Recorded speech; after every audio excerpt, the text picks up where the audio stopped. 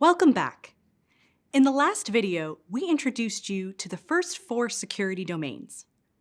In this video, we'll introduce you to the next 4 security domains: identity and access management, security assessment and testing, security operations, and software development security. Familiarizing yourself with these domains will allow you to navigate the complex world of security. The domains outline and organize how a team of security professionals work together.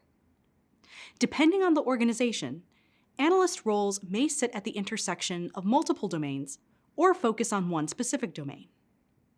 Knowing where a particular role fits within the security landscape will help you prepare for job interviews and work as part of a full security team. Let's move into the 5th domain, identity and access management.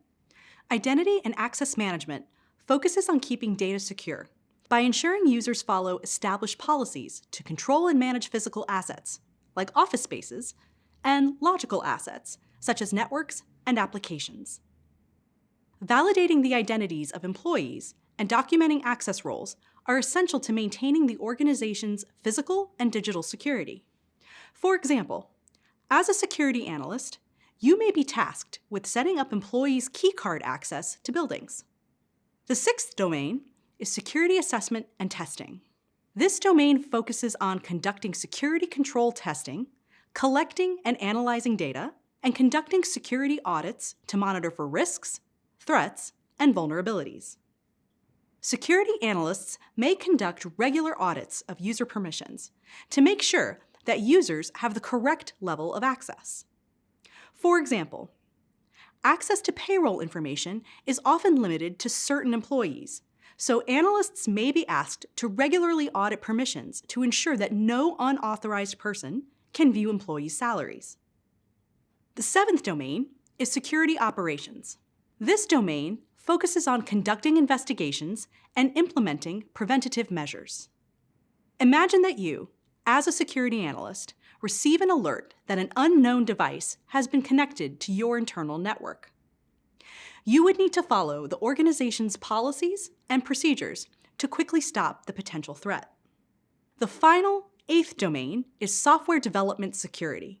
This domain focuses on using secure coding practices, which are a set of recommended guidelines that are used to create secure applications and services. A security analyst may work with software development teams to ensure security practices are incorporated into the software development lifecycle.